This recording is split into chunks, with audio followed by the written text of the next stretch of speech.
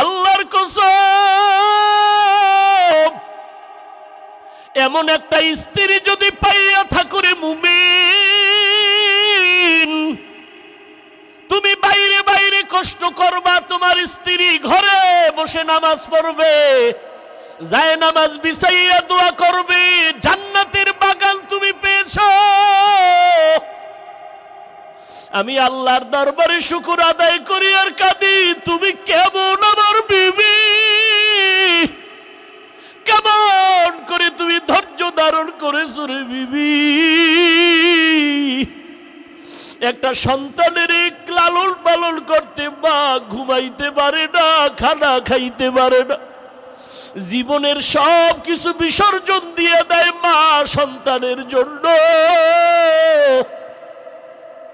ওই সন্তান যদি মাকে মা বলে ডাক না দেয়, মায়ের কলিজাটা ঠান্ডা হয় না।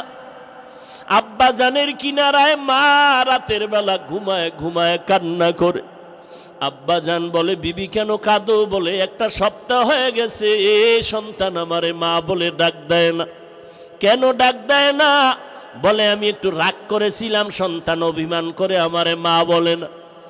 আমার বাবা বলে, বিবি তুমি কষ্ট পেও না, তুমি টাইম মতো খানা খাওয়ার ঘুমাও, সন্তান বুঝে আসবে, ক্ষমা চাইয়া তোমারে মা বলে ডাকবে।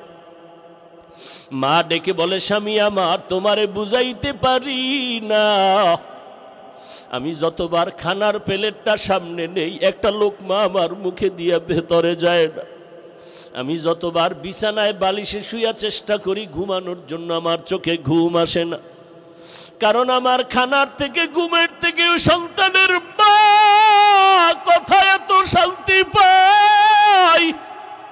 সন্তান যখন কলিজা ভরে মুখ দিয়ে একটা মা বলে ডাক দেয়, আমি মায়ের কলিজা ঠান্ডা হয়ে যায়। আজকে একটা সপ্তাহ হয়ে গেল আমার সন্তান আমাকে মা বলে ডাক দেয় না।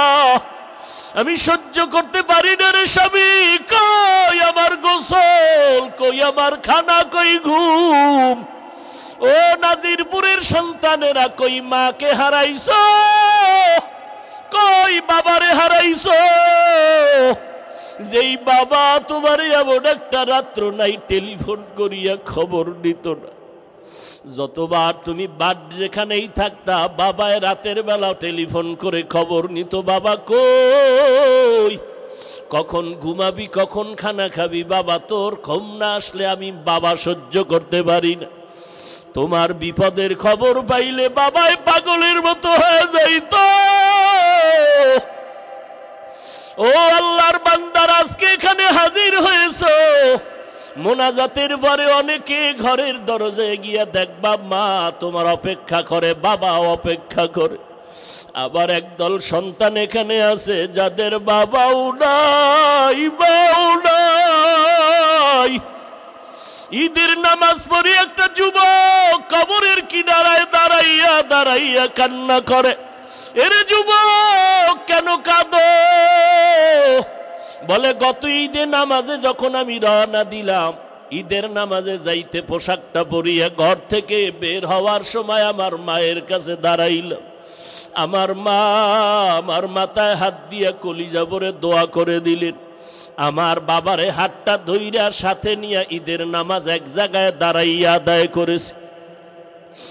আজ যখন আমি ঈদের নামাজের জন্য ঘর থেকে বের হইতেছিলাম, আমি হঠাৎ করিয়া মায়ের দোয়ার কথা মনে পড়ে, মায়ের বিছানার দিকে নজর পড়ে গেল। তাকায় দেখি বিছানা খালি, আমার মা বিছানায় নাই। নামাজের মুসল্লায় দাঁড়াইয়া দেখি আমার ডান পার্শ্বে আমার বাবাই কই?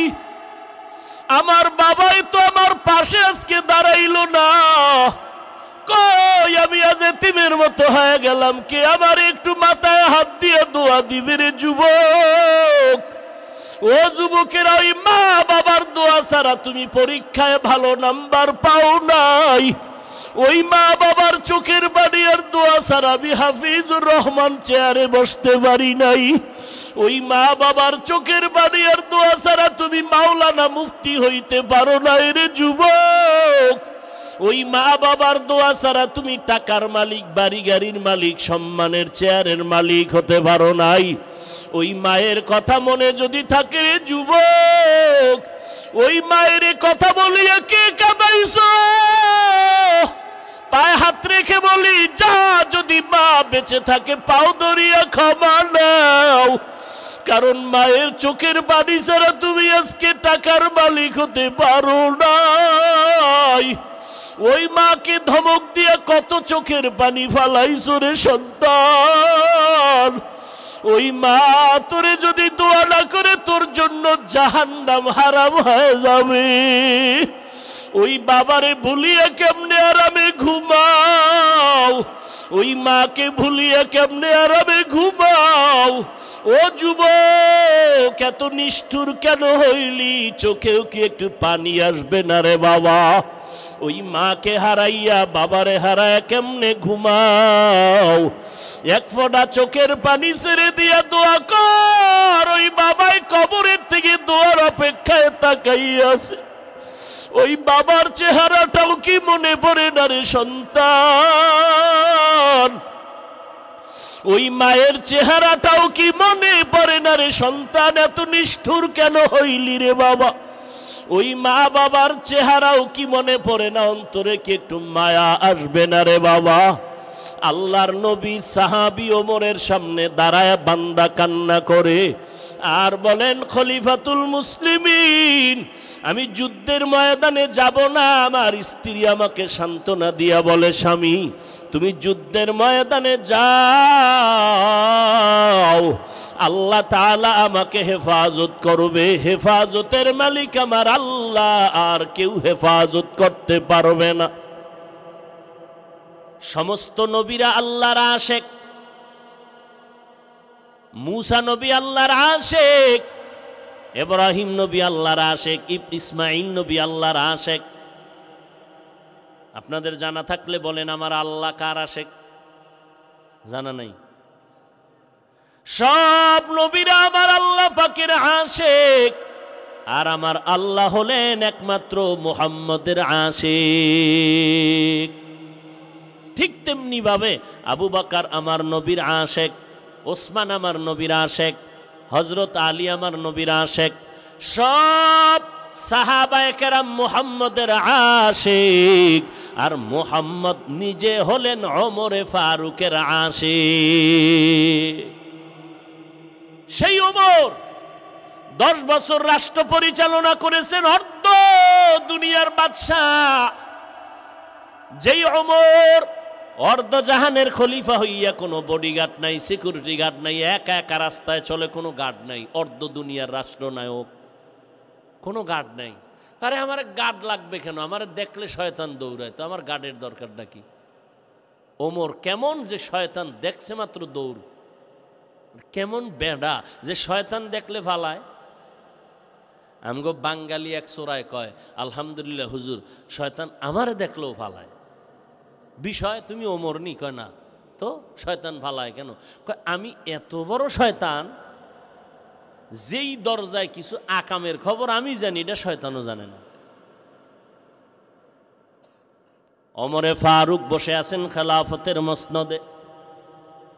হঠাৎ তাকায় দেখতেছেন পয়গম্বরের সাহাবী যায়েদ বিন আসলাম রাদিয়াল্লাহু তাআলা আনহু বর্ণনা করেন ঘটনাটা তার আব্বাজান থেকে। ওমরে ফারুকের আমল চলতেছে, হঠাৎ করে তাকায় দেখেন এক আল্লাহর বান্দা একটা শিশু বাচ্চা কাঁধের মধ্যে নিয়ে চুমা খায়ার হাঁটতেছে মজলিসের ভেতরে। ওমরের নজর পড়ে গেল। ওমর ডেকে বলে, এই আল্লাহর গোলাম দাঁড়াও, বাচ্চাটারে কাঁধের মধ্যে নিয়ে তো আদর করো। তোমার মতো যদি সব বাবা হয়ে যাইতো, সন্তানের আদর করনেওয়ালা, এই জমিনটা বেহেশতের বাগান হয়ে যাইতো। ওমরের এই আওয়াজটা পাইয়া যায়েদ বিন আসলাম বলেন, ওমর এই আওয়াজ পাওয়ার পর কথা বলা মাত্র ওই বাচ্চার বাবার কানের মধ্যে গিয়ে আওয়াজটা লাগলো। বাবা চোখের পানি ছেড়ে ডেকে বলেন, খলিফাতুল মুসলিমিন, এই বাচ্চাটা আমি কাদের মধ্যে নিয়া এত আদর করার কারণ হলো, এই বাচ্চাটা জমিনের উপরের কোনো সন্তান না, এই সন্তানটা হলো আমার মাটির নিচের সন্তান, এটা জমিনে কোথাও জন্ম হয় নাই, এটা মাটির নিচ থেকে আমি নিয়ে এসেছি। এটা জমিনে কোনো ফ্যাডে হয় নাই, কোনো মহিলার ফ্যাডে এটা জমিনে জন্ম নেয় নাই, আমি মাটির ভিতর থেকে গিয়ে নিয়ে এসেছি এই সন্তান। ওমর আশ্চর্য হয়ে গেলেন, ভাইজান এটা কেমন কথা?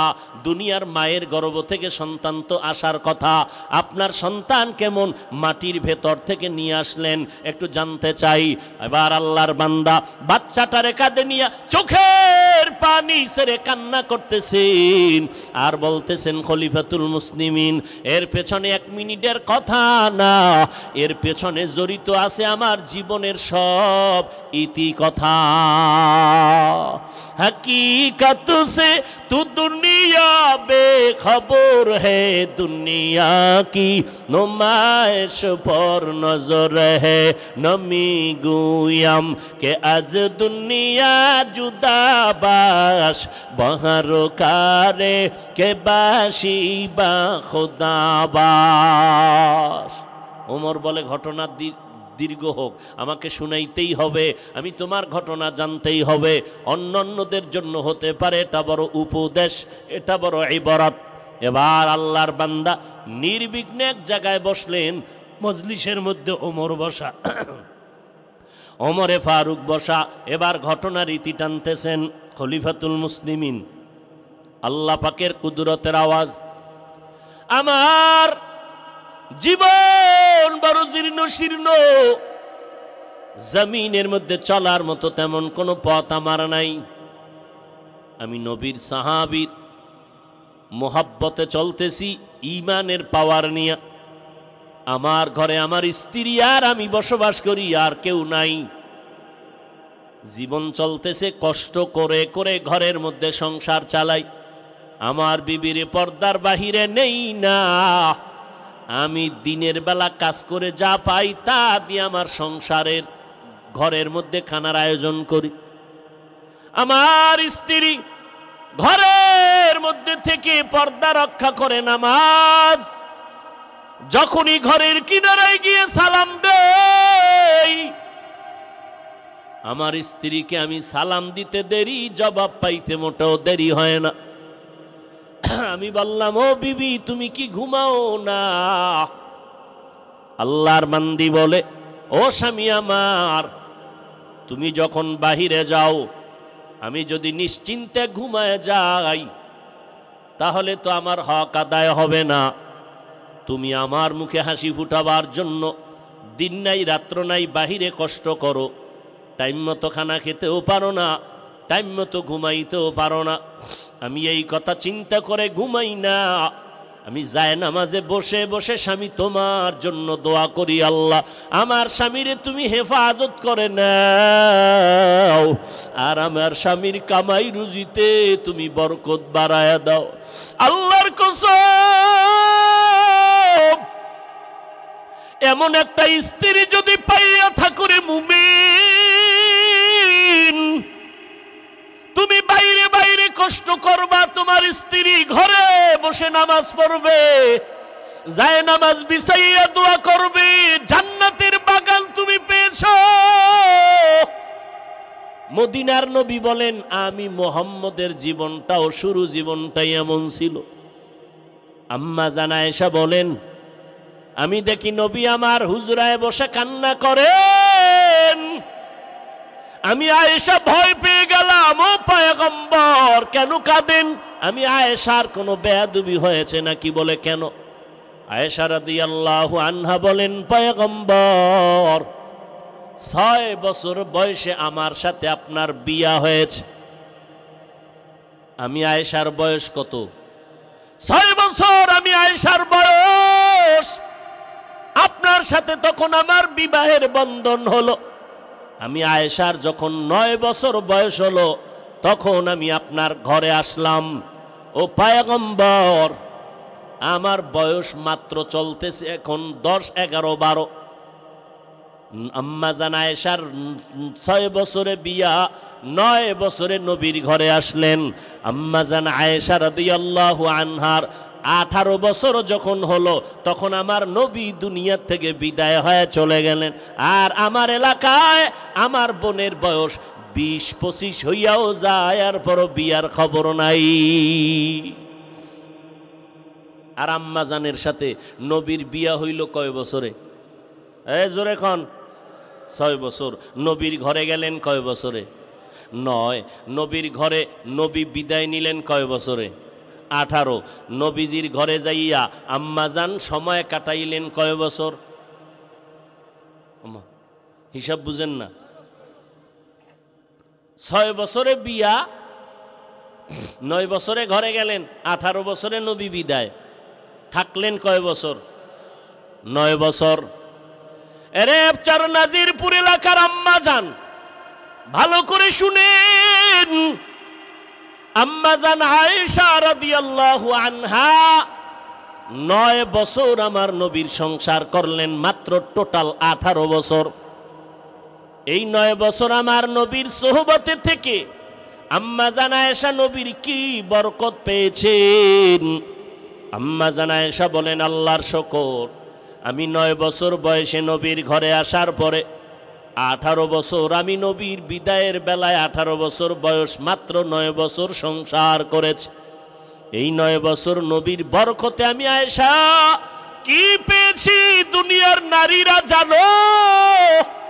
আমি আয়েশা নবীর এই সোহবতে 2000-এর উপরে হাদিসের হাফেজা হয়ে গেছি। আর আমগো আম্মাজানেরা কোরআন শরীফও পড়তে পারে না, নামাজে দাঁড়াইলে কি পড়ে আল্লাহই জানে। পুরা কোরআন পড়তে পারেন না রে মা। নামাজটা শুদ্ধ করিয়া পড়ার জন্য তো আলহামদু সূরাটা লাগবেই, এর সাথে কুল হুয়াল্লাহ ওয়াল আসরে সূরাটাও লাগবে, ইন্না আ'তাইনা সূরাটাও লাগবে। পুরা কোরআন শরীফ যদি পড়তে নাও পারেন, নামাজটা শুদ্ধ করিয়া জীবনে কামাই করার জন্য কমপক্ষে 10টা সূরা শুদ্ধ করা তো দরকার। আরে আম্মা জান, ইমাম গজালি রহমাতুল্লাহ আলাইহি বলেন, দুনিয়ার প্রত্যেকটা সন্তানের জন্য প্রাথমিক শিক্ষিকা হলো তার কলিজার টুকরা মা। এরে আম্মা জান, আপনাদের কপাল কত ভালো, আপনারা নবীদের মা, সাহাবায়ে কেরামের মা, আউলিয়ায়ে কেরামের মা, হাফেজে কোরআনের মা। আরে আম্মা জান, আপনারা তো বড় বড় আদর্শওয়ালা সন্তানের মা। আরে আম্মা জান, আপনারা তো আম্মা জান আয়েশা রাদিয়াল্লাহু আনহার মতো নারী, খাদিজা রাদিয়াল্লাহু আনহার মতো নারী। আপনারা তো নবীর কলিজার টুকরা ফাতেমা রাদিয়াল্লাহু আনহার মতো নারী। এরে আম্মা জান, একজন নারী নবীর ঘরে গেলেন, একদিন গিয়া নবীর স্ত্রীকে প্রশ্ন করলেন, পুরুষেরা জুমার নামাজে যায় কত সওয়াব, আমরা মহিলারা যেতে পারি না, কপাল খারাপ। খেয়াল করবেন, পুরুষেরা জানাজায় যায় কত সওয়াব, আমরা নারীরা যেতে পারি না, আমগো কপাল খারাপ, এত সওয়াব তো পেলাম না। পুরুষেরা ঈদের নামাজে যায় কত সওয়াব, আমরা নারীরা যেতে পারি না, আমগো তো সওয়াব পেলাম না। পুরুষেরা জিহাদের ময়দানে গিয়ে সওয়াব কামাই করে, আমরা তো যেতে পারি না। এই প্রশ্নগুলো একজন এলাকার নারী নবীর স্ত্রীকে করা মাত্র মদিনার নবীর স্ত্রী পয়গম্বরের দরবারে গেলেন। পয়গম্বরের দরবারে যাইয়া নবীকে যখন এই কথাগুলো শুনায়া দিলেন, মদিনার নবী ডাক দিয়া কয়, ও বিবি, ওই মহিলা সহ সারা দুনিয়ার মহিলাদের এই বিধানটা জানায়া দাও। এই নারীরা ভালো করে শুনো, পুরুষেরা জিহাদের ময়দানে গিয়া সওয়াব পায়, জুমায় গিয়া যত সওয়াব পায়, ও নারীরা পুরুষেরা ঈদের নামাজে গিয়া যত সওয়াব পাবে, আম্মা জান, আল্লাহ আপনাদের মর্যাদা বাড়ায় দিয়েছেন, মদিনার নবী মর্যাদা বাড়ায় দিয়েছেন। আমার নবীর মাত্র 25 বছর যৌবন, ওই সময় বিবাহ করেছেন 40 বছরের বিধবা নারী খাদিজাকে আমার নবী বিবাহের বন্ধনে আবদ্ধ করলেন। আমার নবীর জীবনের সন্তান সব খাদিজার গর্ভ থেকে আসছে। দুনিয়াতে নবীর আওলাদের বংশ জিন্দা আছে নবীর কন্যা দ্বারা, ফাতেমা রাদিয়াল্লাহু আনহার মাধ্যমে। বর্তমানে বর্তমানে নবীর আওলাদ আর বংশধারাটা অব্যাহত আছে। এরে পর্দার আড়ালের আম্মা জানেরা, আমার নবীও বলে আমি মুহাম্মদ, সৃষ্টির শ্রেষ্ঠ মুহাম্মদ হইয়াও আমার কোনো ছেলে নাই, আমিও 4 কন্যার বাবা। ও নারীরা ভালো করে শুনে নাও, তোমার গর্ভে যদি প্রথম নারী আসে, একটা কন্যা সন্তান পেয়েছো বাবা, একটা জান্নাতের মালিক হয়েছো। 2টা কন্যা সন্তানের বাবা হয়েছো, 2টা জান্নাতের মালিক হয়ে গেছো। 3টা কন্যা সন্তান পেয়েছো, 3টা জান্নাতের মালিক হয়ে গেছো। মদিনার নবী বলেন, বিবি সাহেব জানায় দেন সমস্ত নারীদের, পুরুষেরা জুমার নামাজে গিয়া সওয়াব পায়। ও আম্মা জানেরা, আপনাদের জুমার নামাজে যাওয়া লাগবে না, আপনাদের ঈদের নামাজে যাওয়ার প্রয়োজন নাই, আপনাদের জিহাদের ময়দানেও যাওয়ার প্রয়োজন নাই। আপনারা ঘরের মধ্যে থাকিয়া নির্জনে নিরিবিলি পরিবেশে নামাজটা আদায় করবেন। সময় মতো নামাজ যদি পড়তে পারেন, পুরুষেরা বাইরে গিয়া জুমায় গিয়া ঈদগায় গিয়া যেই পরিমাণ সওয়াব পাবে, আমার আল্লাহ নারীদেরকে ওই পরিমাণ সওয়াব ঘরের মধ্যে দান করে দিবেন। এরে আম্মা জানেরা, ভালো করে শুনেন, আম্মা জান আয়েশা রাদিয়াল্লাহু আনহা নবীর মাত্র 9 বছর ঘর করিয়া 2000 উপরে হাদিসের হাফেজা। শুধু কি তাই, আল্লাহ এত পরিমাণ ইলম দান করেছেন। বড় বড় বড় বড় সাহাবারা মাসআলায় যদি আটকাইয়া যাইতেন, আম্মা জান আয়েশার দরবারে গেলে আম্মা জান আয়েশা একটা সমাধান দেওয়া মাত্র সাথে সাথে তারা মেনে নিতেন। নবীজির ইন্তেকাল হইছে সোমবার দিন দুপুরের টাইমে, দুপুরের আগে আগে। রসুলের দাফন হইছে বুধবার দিন তাহাজ্জুদের টাইমে। অথচ রসুলের হাদিস কি, কোনো মানুষ যদি মরে যায়, যত তাড়াতাড়ি পারো জানাজা পড়াইয়া দাফন করো, মাইয়েতের উপরে রাখবা না, কষ্ট পায়। যেই কথা রসুল বললেন, রসুলের দাফনে 3 দিন দেরি হলে কেন? সোমবার দুপুরে রসুলের ইন্তেকাল, বুধবার রাত যাইয়া তাহাজ্জুদের টাইমে দাফন। বড় বড় 2টা কারণে রসুলের দাফনে সমস্যা ছিল। ওই 2টার সমাধান একটা দিছেন আবু বকর সিদ্দিক, আম্মা জান আয়েশা রাদিয়াল্লাহু আনহার বাবা, আর এক কঠিন সমস্যার সমাধান দিয়েছেন আম্মা জান আয়েশা রাদিয়াল্লাহু আনহা। এরপরে দাফনের ব্যবস্থা হয়েছে। ওই সমস্যা কি ছিল, এগুলো বলতে গেলে আরো 2 ঘন্টা সময় অন্যদিকে চলে যাব। ভাইরা আমার, এরে আম্মা জানেরা, ওই আল্লাহর বান্দা ওমরে ফারুকের সামনে দাঁড়ায় কান্না করে, পয়গম্বর আমার ঘরে একজন বিবি আর আমি স্বামী, আর কেউ নাই। আল্লাহর কুদরত, আল্লাহর কাছে কান্না করেছি, আল্লাহ আমার স্ত্রীর গর্ভে একটা নেককার সন্তান দাও। আমি কান্না করে করে আল্লাহর কাছে নামাজে দোয়া করেছি, আল্লাহ আমার স্ত্রীর গর্ভে একটা নেককার সন্তান দান করেছেন। আমার স্ত্রীও নেককারিনী, নামাজ বন্ধ নাই, বেপরদার একটা সেকেন্ডও কোথাও যায় না, ঘরের মধ্যে থেকে থেকে দোয়া করে। এরে নবীর উম্মতের দল, স্বামীর জন্য দোয়া করা নারী বড় ভাগ্যবতী নারী। ওই ঘরটা হবে জান্নাতের বাগান। ও মিয়া, টাকা তো কোটি কোটি টাকা কামাই করিয়াও খাইতে পারে না, ঘুমাইতে পারে না। আর অনেক গরিব আছে শান্তিতে আরামে খায় আর ঘুমায়, কোনো পেরেশানি নাই। এক হাতে তালি বাজে না, বিনা বাতাসে নদীর পানি যেমন নড়ে না। স্বামী আর স্ত্রীর মন যদি এক না হয়, ওই সংসারে জান্নাতের ফুল ফুটে না। আল্লাহর বান্দি দোয়া করে, স্ত্রীর গর্ভে বাচ্চা এসে গেছে, দুনিয়াতে আসার বাকি কয়েকদিন, কয়েক মাস মাত্র, অল্প কয়েকদিন। হঠাৎ করে আমার কানের মধ্যে আওয়াজ, জিহাদের ময়দানে যেতে হবে, তৈয়ার হয়ে যাও। বেঈমানেরা যেইভাবে মুমিনের পেছনে লেগেছে, ঘুমাইয়া থাকার সময় নাই, রেডি হইয়া যাও, যুদ্ধে যেতে হবে।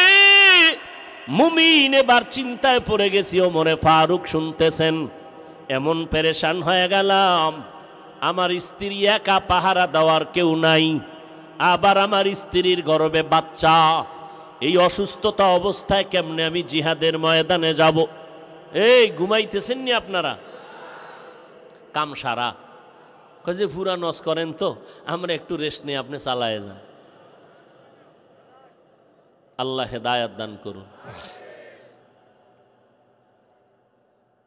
যাব আর একটু সামনে যাব, আল্লাহ কবুল করেন। আর ওজোরে বলেন হা। ওমরে ফারুক ঘটনা শুনতেছেন, ঘটনার বিবরণ দানকারী সাহাবী যায়েদ বিন আসলাম রাদিয়াল্লাহু আনহু। ওই লোকটা বলে, পয়গম্বর আমি স্ত্রী গর্ভধারিণী, বাচ্চা অন্ত পেটের মধ্যে, আবার অসুস্থ, আবার ঘরে পাহারা দেওয়ার কেউ নাই, ওদিকে জিহাদের ডাক আসছে, এখন আমি কি করব? মনে মনে মোটামুটি রেডি হয়ে গেলাম, আমার স্ত্রীর হক আদায় করব, আমি যুদ্ধের ময়দানে যাব না, আমার স্ত্রীকে পাহারা দেওয়ার কেউ নাই। এইভাবে মোটামুটি একটু সিদ্ধান্ত নিব প্রায়। এমন এক সময় আমি বাড়ির মধ্যে গেলাম, আমার স্ত্রী আমার চিন্তিত মনটা দেখা আমাকে একটু জিজ্ঞাসা করলেন, স্বামী আমার এত পেরেশানি কেন হলেন? বলে এই হালাত, যুদ্ধের ময়দানের ডাক এসে গেছে। স্ত্রী বলে, স্বামী আমার পেরেশান হবেন না, আল্লাহকে রাজি কইরা চললেই আল্লাহ আমাদের শান্তি দিবে। আর আপনাদের ম্যাডামদের খবর কি? আজান হয়ে গেছে, ঘরের মধ্যে কাজ আছে, নামাজের কথা পড়ে, আগে আমাকে মার্কেটে নাও, নামাজ পড়ে আগে আমার মনের আশাটা পূরণ করে দাও। শান্তি দেওয়ার মালিক আমার আল্লাহ। ওর মা পর্দার আড়ালের আম্মা জানেরা, এই জন্যই তো পয়গম্বর বলেন, যেখানে বিয়া করবা বিবাহের আগে দেখবা ওই ঘরের মা নামাজিনী, কোরআন পড়নেওয়ালানি, যার কলিজার মধ্যে কোরআন আছে, ওই ঘরটাই হবে জান্নাতের বাগান। এরে নবীর উম্মতের দল, আল্লাহর এক বান্দি একটা বাচ্চা নিয়ে আসে ঘরের মধ্যে, সাহাবী, পয়গম্বরের কলিজার সাহাবী, যুদ্ধের ময়দানে হাজির।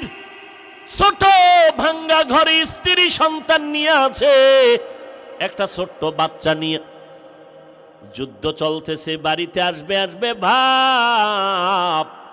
রাতের বেলা স্বামী যুদ্ধের ময়দান থেকে ঘরে আসছেন, নবীর সাহাবী, কলিজার সাহাবী। এদিকে যুদ্ধের থেকে বাড়িতে আসার আগেই আল্লাহর বান্দির সন্তান দুনিয়া থেকে বিদায় নিয়ে চলে গেল। আল্লাহর বান্দি এত সবেরা, বাচ্চাটারে সুন্দর মতো বিছানায় শোয়াই একটা কাপড় দিয়ে রাখছে, মনে হয় আরামে ঘুমায়। গভীর রাতে স্বামী ঘরের মধ্যে হাজির, স্ত্রী মনটা হাসি খুশি অবস্থায় দরজা খুলল। স্বামীরে বুঝতেও দেয় না যে আমার ঘরের মধ্যে কোনো দুর্ঘটনা, মুসিবত, কোনো পেরেশানি যেন বুঝতে না পারে। কারণ স্বামী বাইরে কষ্ট করে, খানা নাই, ঘুম নাই, কত স্বামী বাইরে কামাই করতে গিয়ে মানুষের তাদের ঝগড়া করে। আমার আম্মা জানেরা যদি বুঝতে পারতেন, তাহলে কোনো স্বামীর সাথে খারাপ আচরণ করতেন না। আল্লাহর বান্দি দরজা খুলে দিলেন, সালাম দিলেন, খানার আয়োজন। কথার মধ্যে আল্লাহর বান্দা সাহাবী বলে, এই আমার ছেলেটা কই রে? স্ত্রী মইরে গেছে, এও কয় না, কয় যে রেস্টে আছে, রেস্টে আরামে আছে। ওই যে মারা গেছে, চাদর দিয়ে শোয়া রাখছে। স্বামী বুঝে ঘুমাইতেছে, তো ঘুমাক, ঘুম থেকে উঠবে সকালে, তখন সন্তানের সাথে কথা বলবো। আল্লাহর বান্দি এখনো জানাইতে পারে নাই, এখনো বলে না আমার সন্তান ইন্তেকাল হয়ে গেল। মনটাও খারাপ করিয়া স্ত্রীকে তাও বলেন, স্ত্রী মনটা খারাপ তাও দেখায় না, খুশি খুশি ভাব। কি পরিমাণ ধৈর্য থাকলে এটা সম্ভব? ছেলে মারা গেছে নিজের। আম্মা জানের কণ্ঠ শুনিয়া পুরা গ্রামের মানুষ সজাগ। পর্দা কই? সন্তান মরে গেছে চিৎকারের আওয়াজে। আর এই সাহাবীর স্ত্রী যেমন তেমন মহিলা। এবার স্বামীরে খানা টানা খাওয়ায় আরামে ঘুম পড়ায় দিল। নিজেও ঘুমাইল, স্বামীর সাথে আনন্দে কাটাইল। সকালবেলা দুজন উঠে ফজরের নামাজ পড়ল, নামাজের মুসাল্লায় বসিয়া এবার স্ত্রী কথাটা বলবেন, কেমনে বলবেন? স্বামীকে হাসি খুশি অবস্থায় বলে, স্বামী মনটা খারাপ না ভালো? কয় ভালো। একটু কথা বলি, বলেন। আচ্ছা, আপনার কাছে যদি কেউ কোনো মাল আমানত রাখে, আপনি রাখবেন নি? বলে রাখবো। আচ্ছা, যদি মালটা আমানত রাখার পরে ফেরত চায়, দিবেননি? কয় দিব। কয় যদি ফেরত চাইয়া নিয়ে যায়, আপনার মনটা খারাপ লাগবে নি? কয় না, খারাপ লাগবে না। দেখছেন নি কারবার? এবার আল্লাহর বান্দি চোখের পানি ছেড়ে ডাক দিয়া কয়, স্বামী আমার, আল্লাহ তাআলা আমাদের একটা সন্তান দান করেছিলেন, আমাদেরকে আমানত। আল মালু আল বানুন জিনাতুল হায়াতিদ দুনিয়া, আল্লাহর দেওয়া আমানত। আল্লাহ তাআলা সন্তানটা গত রাত্রে নিয়ে গেছেন। স্বামী বেচারা চোখের পানি ছেড়ে কাঁদে আর কয়, বিবি এটা কেমন কথা, সহ্য করা যায় না রে বিবি, ধৈর্যের বাঁধ ছিঁড়ে যাইতেছে। কই আমার সন্তান? বলে, আমি রাতের বেলা চাদর দিয়া ঘুম পাড়ায় রেখেছি, এখনো সেই চাদরে আবৃত আছে। আমি আপনাকে পেরেশানি দেই নাই, আপনি রাতের বেলা ঘুমাইতে পারবেন। আপনি যুদ্ধের ময়দানে কত কষ্ট করেছেন, আপনি যদি সন্তানের ইন্তেকালের খবর পান, আপনার ঘুম হবে না, অসুস্থ হয়ে যাবে। আল্লাহর দেওয়া আমানত আল্লাহ সময় মতো নিয়েছেন, আপনি মনে কষ্ট নিবেন না। সাহাবী কান্না করে, বিবি আমি সন্তানের জন্য কাঁদি না, আমি আল্লাহর দরবারে শুকর আদায় করি আর কাঁদি। তুমি কেমন আমার বিবি, কেমন করে তুমি ধৈর্য ধারণ করেছো রে বিবি?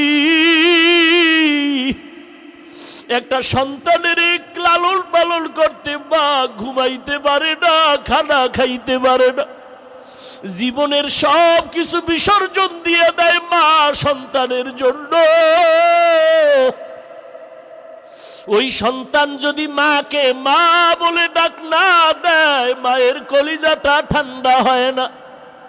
আব্বা জানের কিনারায় মা রাতের বেলা ঘুমায় ঘুমায় কান্না করে। আব্বা জান বলে, বিবি কেন কাঁদো? বলে, একটা সপ্তাহ হয়ে গেছে এ সন্তান আমারে মা বলে ডাক দেয় না। কেন ডাক দেয় না? বলে, আমি একটু রাগ করেছিলাম, সন্তান অভিমান করে আমারে মা বলে না। আমার বাবা বলে, বিবি তুমি কষ্ট পেও না, তুমি টাইম মতো খানা খাওয়ার ঘুমাও, সন্তান বুঝে আসবে, ক্ষমা চাইয়া তোমারে মা বলে ডাকবে। মা ডেকে বলে, স্বামী আমার, তোমারে বুঝাইতে পারি না, আমি যতবার খানার প্লেটটা সামনে নেই, একটা লোকমা আমার মুখে দিয়ে ভেতরে যায় না। আমি যতবার বিছানায় বালিশে শুয়া চেষ্টা করি ঘুমানোর জন্য, আমার চোখে ঘুম আসে না। কারণ আমার খানার থেকে, ঘুমের থেকে সন্তানের মা কথা এত শান্তি পাই। সন্তান যখন কলিজা ভরে মুখ দিয়ে একটা মা বলে ডাক দেয়, আমি মায়ের কলিজা ঠান্ডা হয়ে যায়। আজ একটা সপ্তাহ হয়ে গেল, আমার সন্তান আমাকে মা মা বলে ডাক দেয় না। আমি সহ্য করতে পারি না রে স্বামী। কই আমার গোসল, কই আমার খানা, কই ঘুম? ও নাজিরপুরের সন্তানেরা, কই মাকে হারাইছো, কই বাবারে হারাইছো? যেই বাবা তোমারে এমন একটা রাত্র নাই টেলিফোন করিয়া খবর নিত না। যতবার তুমি বাদ যেখানেই থাকতা, বাবায় রাতের বেলা টেলিফোন করে খবর নিত, বাবা কই, কখন ঘুমাবি, কখন খানা খাবি? বাবা তোর ঘুম না আসলে আমি বাবা সহ্য করতে পারি না। তোমার বিপদের খবর পাইলে বাবায় পাগলের মতো হয়ে যাইত। ও আল্লাহর বান্দারা, আজকে এখানে হাজির হয়েছো, মোনাজাতের পরে অনেকে ঘরের দরজায় গিয়া দেখবা মা তোমার অপেক্ষা করে, বাবা অপেক্ষা করে।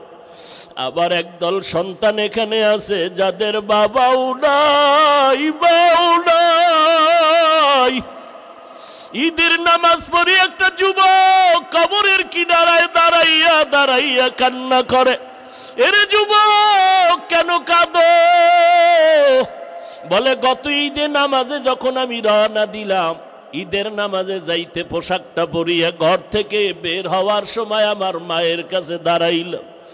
আমার মা আমার মাথায় হাত দিয়া কলিজা ভরে দোয়া করে দিলেন।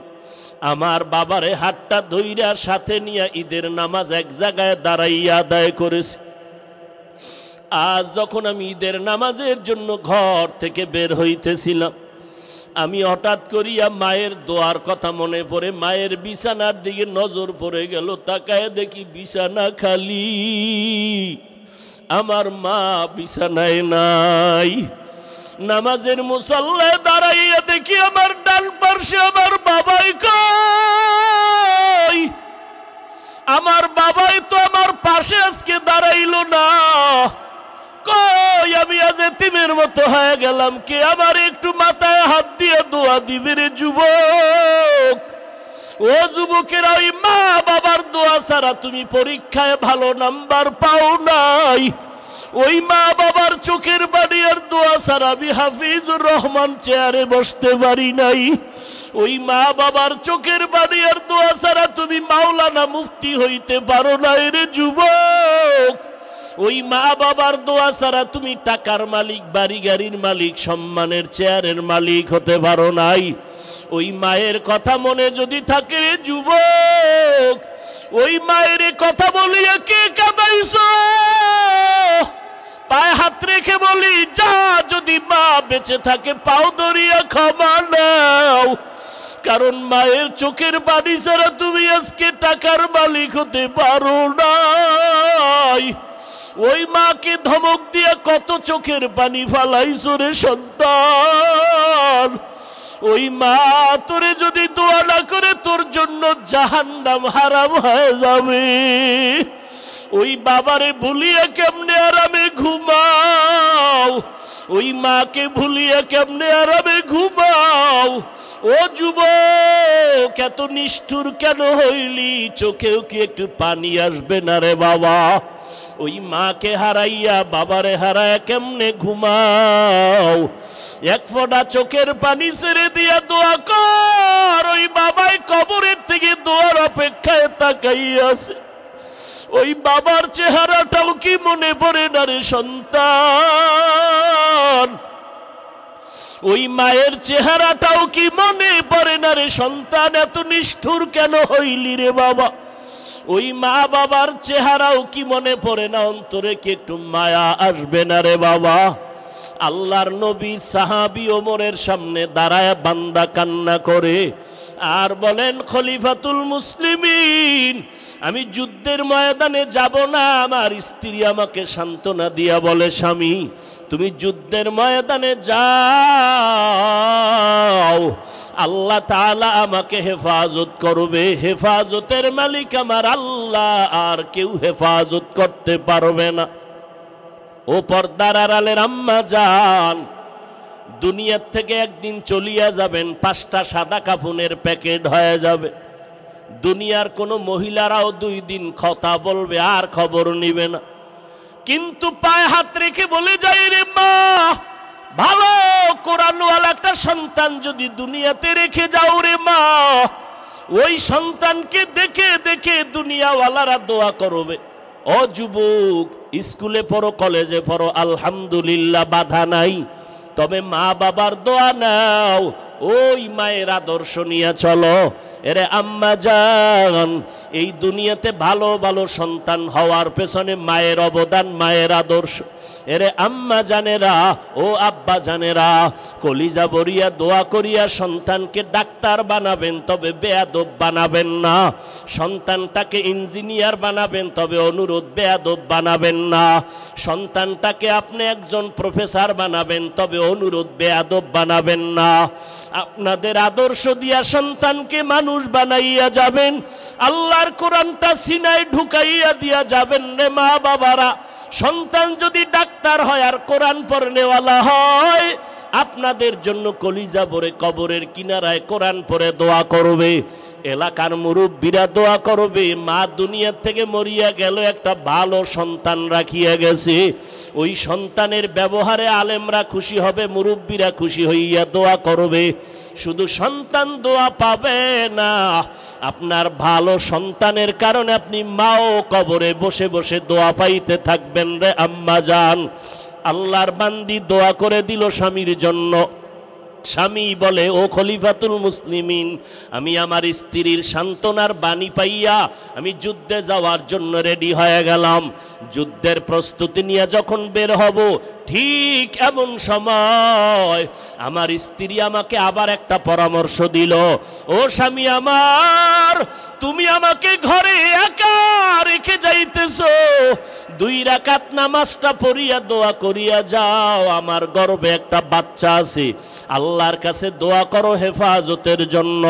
খলিফাতুল মুসলিমিন ওমর, আমার স্ত্রী আমাকে পরামর্শ দেওয়া মাত্র আমি সুন্দর করিয়া ওযু বানাইয়া নামাজের মুসাল্লায় দাঁড়াইয়া নামাজ 2 রাকাত পড়িয়া মালিকের দরবারে হাত উঠাইয়া কান্না করে বললাম, ও আল্লাহ, আমার স্ত্রীর গর্ভে বাচ্চা তুমি হেফাজত করিও, আমার স্ত্রীর বাচ্চাটারে তুমি হেফাজত করিও রে আল্লাহ।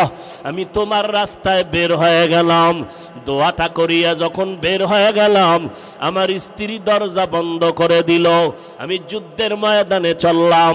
আমার বাড়িতে পাহারাদার কেউ নাই, তবে একটু পার্শ্বে একটা ঘর আছে, আমার চাচাতো ভাইয়ের ঘর। আমি যুদ্ধ পরিচালনা করিয়া শাহাদাতের তামান্না নিয়ে গাজী হইয়া বাড়িতে রওয়ানা। দীর্ঘদিন যুদ্ধ চলার পরে বাড়ির দরজায় যখন ঢুকতেছি, কেমন যেন আমার শরীরের মধ্যে একটা কম্পন শুরু হয়ে গেল। আমার শরীর কেমন যেন বরফের মতো ঠান্ডা হয়ে গেল। ভাবতে পারলাম ঘরের মধ্যে কি না জানি ঘটনা হইতেছে। আমি আস্তে আস্তে কদম বাড়াইয়া ঘরের মধ্যে যখন ঢুকতে শুরু করলাম, বাড়ির আঙ্গিনা পাড়াইয়া ঘরের দরওয়াজায় গিয়া দাঁড়াইয়া দেখি আমার ঘরের দরওয়াজা বাহিরে তালা লাগানো। আমি বারবার সালাম দিলাম, ঘরওয়ালারা দরজা খুলো, আসসালামু আলাইকুম ইয়া আহলাল বাইত, ও ঘরওয়ালারা তোমাদের উপরে সালাম, কিন্তু ভেতর থেকে কোনো আওয়াজ নাই। এই আমি যখন চিৎকার দিলাম, কেউ কি ঘরে নাই, হঠাৎ করে দেখি আমার চাচতো ভাই ঘর থেকে বের হয়ে গেল। আমার চাচতো ভাই আসতে না আসতে দেখি চাচতো ভাইয়ের চোখের কোঠায় পানি দেখা যায়। আমার চাচতো ভাইকে বললাম, কই আমার বিবি কই, তুই কেন কাঁদো? আমার চাচতো ভাই বলে, ভাইজান, তোমার স্ত্রী তুমি যাওয়ার পর হঠাৎ করে অসুস্থ হয়ে মারা গেল। তাই নাকি? বলে, হ্যাঁ, আমরা সাথে সাথে দাফন কাফনের ব্যবস্থা করেছি, ঘরের মধ্যে তালা লাগায় দিলাম। এরপরে কি হালাত? বলে, এরপরে আর কোনো আওয়াজ নাই। এবার আল্লাহর বান্দা বলে, খলিফাতুল মুসলিমিন, আমি নিজেরে কন্ট্রোল করতে পারতেছি না। সন্ধ্যা ঘনিয়ে আসলো। আমি বললাম, এ ভাই, চল আমার স্ত্রীর কবরটা কোথায় দেখব। আমি আমার চাচতো ভাইকে সাথে নিয়া কবর দেখার জন্য যখন আমি হাঁটতেছি, বাড়ির পেছনে বাঁশবাগান, যখন আমি কবরের দিকে রাতের অন্ধকারে ঢুকতেছি সন্ধ্যার পরে, হঠাৎ যত আগাই ততই দেখি আলো। বাগানের ভিতরে এত সুন্দর আলো জ্বলতেছে, কিসের বাতি? ভাইটাকে জিগাইলাম, কোনো বাতি লাগাইছো? কয়, খোদার কসম কোনো বাতি লাগাই নেই। ও আল্লাহর বান্দারা, ভালো করে শুনো, এমন সন্তানের মা বাবা হইয়া কি লাভ হবে? যেই মা বাবারে সন্তান সালাম দিবে না। এমন সন্তানের মা বাবা হইয়া কি লাভ হবে? যেই সন্তান মা বাবার খেদমত করবে না। এমন মা বাবার সন্তান দুনিয়াতে রেখে কি লাভ হবে রে মা বাবাজিরা, যেই সন্তান তোমার ইজ্জত নষ্ট করবে, মায়ের ইজ্জত নষ্ট করবে রে বাবা। এবার আল্লাহর বান্দা বলে, আমি যত কবরের দিকে আগাই দেখি কবরের উপরে আলো জ্বলতেছে, আলোটা দেখতেছি ডাইরেক্ট উপর দিকে গিয়া পুরা আসমানটা আলোকিত হয়ে গেল। আমি হঠাৎ কবরের কিনারায় গিয়া দাঁড়াইয়া দেখি কবরের ঠিক মধ্যখান থেকে একটা বাতি জ্বলতেছে, কিন্তু বাতিটার কোনো আকৃতিও খুঁজে পাই না, শুধু আলোই দেখতেছি। এবার চাচতো ভাইকে বললাম, এখানে আলো আসলো কোথা থেকে? বলে জানি না। যেদিন আমরা দাফন করিয়া গেলাম এর কয়েকদিন পর থেকেই দেখি কবর থেকে আলো জ্বলতেছে। এবার আমি চিন্তা করলাম আলোটা কেন জ্বলে, আমি কবরটার মাটি উঠাইয়া ভেতরে দেখব। আমার চাচতো ভাইটাকে বললাম, রে ভাই, কবর খনন করার হাতিয়ার যন্ত্র নিয়ে আসো, আমি কবরটা খনন করে দেখব। আমার ভাইটা যখন ঘরের দিকে রওনা দিয়া চলে যাইতেছে, আমি এদিকে দাঁড়ায় আছি আর চোখের পানিগুলো পড়তেছে। তার আমার ভাই যন্ত্র আনতে না আনতে আমার ভাই ঘরের মধ্যে যাইয়া পৌঁছতেও পারে নাই। আমি নজর করে দেখি কবরটা মাঝখান দিয়া ফাঁকা হয়ে গেছে। আমি একটু নজর দিয়ে দেখি আমার স্ত্রীর বুকের উপরে ওই সন্তানটা খেলাধুলা করতেছে, আর ওই সন্তানের ফুটন্ত আলোটা উপরের দিকে যাইতেছে। আমি এবার সন্তানটাকে ধরার জন্য একটু চিন্তা করতেছি, হঠাৎ করে গাইবি আওয়াজ কে যেন আমাকে বলে, ভেতরে নাম, ওই সন্তানটারে কোলের মধ্যে জড়াইয়া তাড়াতাড়ি বের হয়ে যাও। আমি নিচে নামার পর ওই সন্তানটাকে কোলের মধ্যে জড়াইয়া উপরে উঠতেছি, আবার আওয়াজ কে যেন আমাকে গাইবি আওয়াজ দিয়া কয়, এই আল্লাহর বান্দা, যুদ্ধের ময়দানে যাওয়ার সময় নামাজে দাঁড়াইয়া আল্লাহর কাছে দোয়া করেছিলি স্ত্রীর গর্ভের বাচ্চাটারে হেফাজত করো, সাথে সাথে আরশে আজিমে তোর দোয়া কবুল হয়ে গেছে। ওই সময় যদি বাচ্চাটার হেফাজতের দোয়ার সাথে সাথে বাচ্চার মা তোমার স্ত্রীর কথাও বলতা, আল্লাহ স্ত্রীটাকেও হেফাজত করতে। খলিফাতুল মুসলিমিন আমার মাওলা পাকের কুদরতের থেকে এই বাচ্চাটা আমি পেয়েছি। জীবনে যদি কবরস্থানে যাইতাম না, ওই বাচ্চাটারে পাইতাম না। এরে পর্দার আড়ালের মা, ও বৃদ্ধ বাবাজি, সন্তান তো ঘরে ঘরে অভাব নাই, তবে কয়জনার সন্তান আছে মা বাবারে দেখলে সালাম দেয়?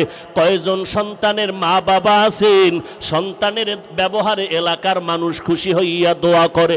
ওই সন্তানের মা কি হইতে পারছেন যেই সন্তান কবরের কিনারায় দাঁড়ায় কোরআন পড়ে? এমন একটা সন্তানের মা বাবা কি হইতে পারলেন যেই সন্তান মা বাবার জন্য জীবনটা কোরবান করে দিতে চায়? এখনো যদি না পারেন, আল্লাহর কাছে আপনাদেরও দায়ী আছে, দোয়া করা দরকার। চোখের পানি ছেড়ে আল্লাহকে বলেন, আল্লাহ এমন সন্তান দিও না যেই সন্তানের কারণে মা বাবার ইজ্জত নষ্ট হবে।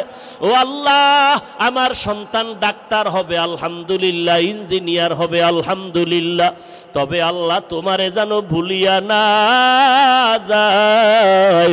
ও আল্লাহ, তুমি আমারে এমন সন্তানের মা বাবা বানাও, আমার সন্তান যেন কবরের কিনারায় গিয়া দোয়া করে, আমার সন্তান যেন জানাজার ইমামতি করতে পারে, আমার সন্তানের লেখাপড়ার আদব দেখিয়া যেন শিক্ষকরা দোয়া করে, আমার সন্তানের আচরণে যেন এলাকার মুরব্বীরা দোয়া করে, আমার সন্তানের আচরণে যেন এলাকার আলেমরা দোয়া করে। এমন একটা সন্তানের জন্য যদি কান্না করে দোয়া করে রে মা, এখনো সময় আছে, চোখের পানি ছেড়ে আল্লাহর কাছে বলতে থাকো।